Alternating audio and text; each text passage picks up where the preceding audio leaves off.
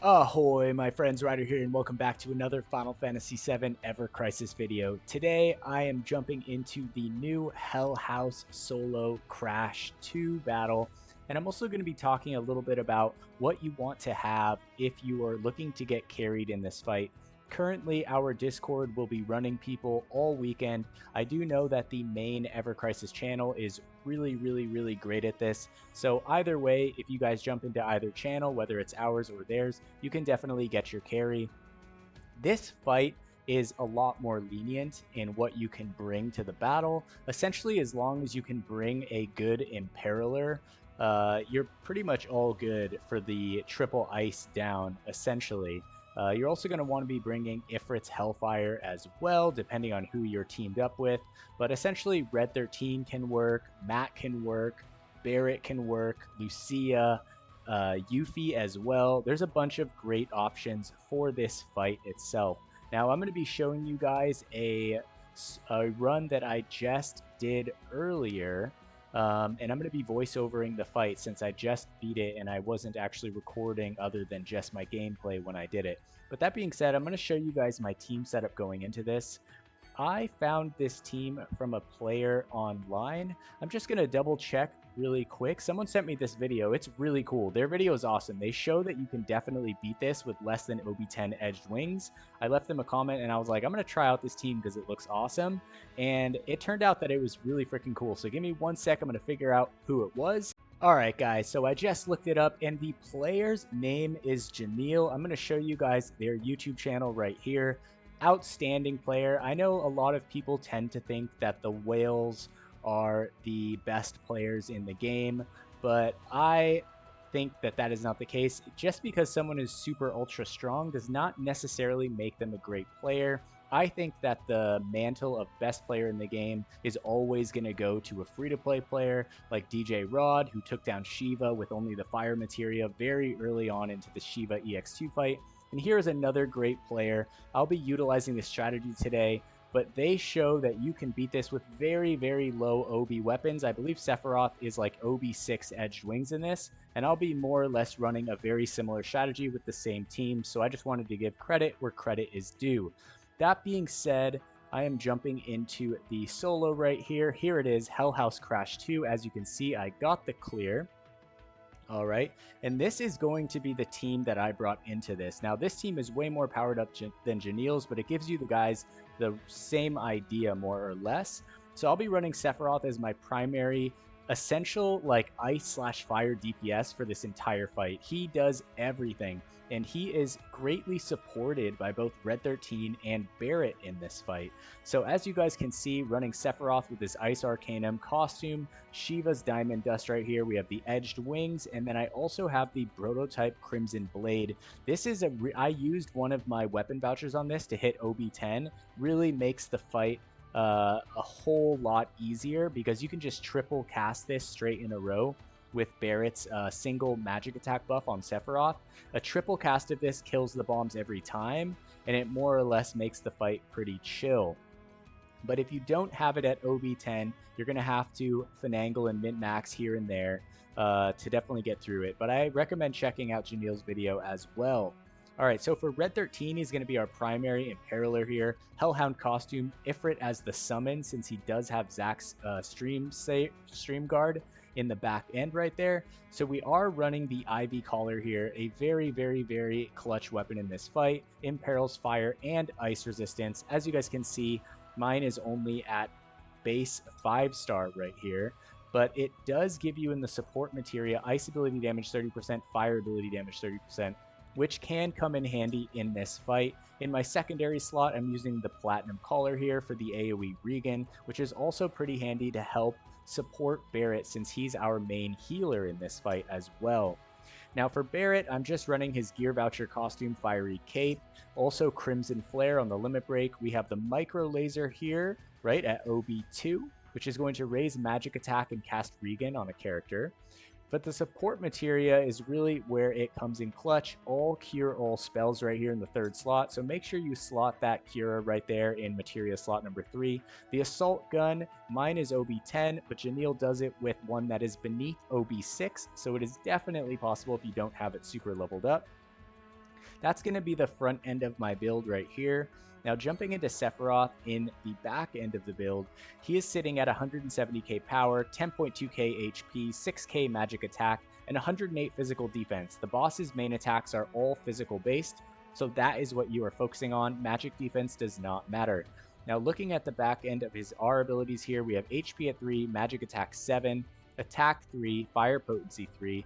We also have ice potency at 5, along with boost magic ability potency at 6. I also have the level 3 magic attack to all allies right here from both Red 13 and Sephiroth. Now for his sub-weapons, I have the Protector's Blade right here. I also have the Power Soul, very, very handy HP and magic ability potency, along with the Electro Cannon, which I've essentially stuck on my wish list the moment I could, and I will take this all the way up to OB10, just like Ultimatic. It is a very good weapon to max out. All right, now jumping over to Red 13, he's sitting at 107k power, 9.4k HP, 3.7k magic attack. He's got 109 physical defense, so rather low, but because of Barret's assault gun, it's not really going to make that much of a difference as long as you get off his defensive buff before the boss's big hits. For his R abilities, we have HP at 2, magic attack 3. He has a little bit of healing, attack at 4, fire potency 2, a couple other things, but buff debuff extension is kind of what you're looking for on Red 13, just so that his imperils last longer. For his sub-weapons, I have the Arctic Scar from Yuffie right here. I have Vincent's Chiron at OB5 for magic attack buff debuff extension. And then I also have Zack's Stream Guard here for the magic attack and fire potency, as sometimes Red 13 will be the one sinking the bombs if they just have a little bit of HP left over. Now, last but not least, we have Barret Wallace himself, 103k power, 11.7k HP. He's got 3.3k magic attack, 140 physical defense, and 3k healing. So pretty solid. HP at level 4, physical defense 2. He's got healing all the way up to 10. We've got some fire and ice resist, along with limit break potency and buff debuff extension, which is super important for him. So I do recommend building him healing / buff debuff extension. Now his sub-weapons are Centipede for me, Guard Stick, and Aerith's bird box right here. I always forget the name. I think it's Kamura? Yeah, Kamura 1. So pretty solid overall. Now as for the materia here, guys, you kind of have a lot of leeway. So you want your characters to be like around 9k, 9.5k HP.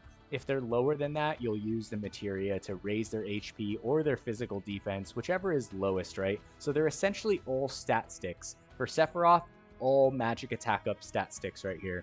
For Red 13, I believe his are HP and physical defense focused. We have the Blizzara in the 2nd slot because of the support materia, and the Fyra in the 3rd slot, same thing. And then this one is just a HP stat stick right here, as you guys can see. Now for Barret, he's also doing the same thing, HP and physical defense, but you can also work in healing for him because of the Cure All in the 3rd slot. But essentially I just have an Ice Breach right here as well. He tosses it here and there, and a Mana Breach. So that is going to essentially put together my team. Like I said, guys, if you're looking to get carried, I am moving to Peru tomorrow. As soon as this video is done, I'm going to start packing because we're moving for the next 6 months. But if you guys are looking to get cleared, we are running crash clears basically every day up until this is done. There's a link to join our Discord. It's called the Curseborn Discord. It's in the description of all my videos. We also have a guild recruitment hall. If you guys are looking to get into a guild, definitely come join. Drop a message in there. Guilds are recruiting every single day, guys, and you definitely want to get in. Tons of bonuses in there. So yeah, that being said, come join the Discord, get a carry on this Hell House solo Crash 1 and 2, and you get some extra crystals and a new icon, I believe, for the 2nd one. All right, that being said, let's get into the actual battle itself. All right, guys, here we are going into the Hell House solo 2 fight. It is a fun one. I'm going to be giving you guys the laydown as we go. So at the beginning of this fight, I'm going to start out with the Imperil with Red 13, switch to Barret, magic attack up Sephiroth, switch back to Red 13, get that Imperil to high. All right, since mine is not OB6. And then I'm going to switch back to Barret and get that magic attack buff to high on Sephiroth. Wait till Sephiroth hits max on the stance gauge right here, and then just go to town on that ice bar. You will be able to take it down pretty easily, and depending on what your build is going into this, all right, which should stall him before he gets off his attack. Now, what's important to note is that Sephiroth is getting off as much damage here as possible, and that Barret is going to get off his physical defense up for the team before that attack goes off, or else you will wipe, at least with my settings on physical defense right now. All right, so as you guys can see, I'm going to let his kind of ATB build up. All right, there we go. Switch over. You want to get off the physical defense buff, but still have enough ATB to cure all at the beginning of this. So boom, right there. ATB is perfect. All right, that's a great opening setup for this if you guys can manage it. Now, the next thing I'm focusing on is getting Sephiroth's magic attack to high so that he takes out those bombs as fast as possible. So as you can see, I'm prioritizing that before actually healing the team to full, because Barret gets a little bit of downtime as these bombs spawn. So the moment I do that, I target the left one with Sephiroth to make sure Red 13 knows what to do. All right, there you go. I switch back to Barret, get the heal all, and Sephiroth just spams the Firaga 3 times, which will kill them every single time. All right, Barret's role here is keeping everyone healed up and keeping Sephiroth at max magic attack the entire time. Red 13, you can toss a Regan here and there. All right, so same thing. Bombs are going to drop right here. Boom. You can also use a Hellfire here if you need it, if you're struggling on this second wave. All right, there's the second one right there. I'm going to use Red 13 to finish them off. All right, which he's great for right here. Sometimes he doesn't use his materia ability right there, which can be kind of annoying. And if you put stat sticks on Sephiroth, be careful using breaches because sometimes he wastes ATB. Make sure you get the physical defense up buff before he does the ice stream right here. All right, so there you go. Just so you know, the way you break his ice bar in this part of the fight is by killing the bombs, not attacking the Hellhound. All right, so we're just going to wait, get off this last Firaga, which is going to take down the bombs right here. And I'm immediately going to focus on imperiling with Red 13. Get that imperil to high. All right, here we go. We didn't get to imperil right away, but we are pretty good right here. Okay, we're going to wait and heal up with Barret, and then I'm going to start focusing on damage as much as I possibly can. All right, he's going to start counting down right here. The goal is to get one more heal off, get Sephiroth's magic attack to high, get the Hell House completely imperiled, and prepare for the moment that he summons the next set of fire bombs, because that is when we're going to immediately drop Shiva into the fight. All right, so we're getting Sephiroth's magic attack up to high right here. All right, the next one is fire. Oh, correct me, guys. I'm sorry. The next one is fire, not ice. All right, so when this happens, you do not drop Shiva. You drop your Ifrit or your Hellfire right here. This is why I prefer not to use them in the bomb stage, so that you get both of them. Boom, right there, because my main DPS is AoE fire damage, so it is a bit easier to save the summons till that point in time. After that, he's going to stall out, get the Imperil to high, keep the magic attack buff to high on Sephiroth, and just go to town on the damage, guys. This is a great window to get some damage. The stall happened early, so there's no chance of you getting caught off guard. All right, just make sure you do not forget the physical defense up before each of his big attacks. It's super important. So it's counting down. There we go. Here comes Agitation. I should have used it a bit sooner right there so that I wasn't wasting ATB in going into the next stage, right? All right, so there you go. We survived it. See, I would have had more ATB right there if I would have used it sooner. All right, so here we go. All right, from here, we are just going to wait because the next time he summons bombs, there'll be fire bombs, and we'll be summoning Shiva. So get the Imperils up to high on the boss. All right, the magic attack as high as you can on Sephiroth, and then immediately drop Shiva right here. Hopefully before you take any damage, all right? That's the idea. Okay, boom. After this happens, you're going to go straight into Aerial Frostblades, break that ice bar, and you're going to get another stall on the boss, which is going to give you a mega moment to do your last bit of damage here, guys. All right, so essentially I'm just imperiling with Red 13, keeping Sephiroth's magic attack high. All right, Barret is going to have to start healing at this point in time right here. All right, so the boss is about to stall out, but you are going to get a pretty sizable window right here when he does. And this is probably the best window in the fight for damage. It stalls immediately right there at the beginning, which is great because you can kind of just open up and unleash hell upon the Hell House, right? All right, so here we go, trying to get as much damage as I can, going into the aerial frostblade. Barret gets everyone to high, or gets everyone to max HP, keep the magic attack buff up, keep the imperil maxed right here.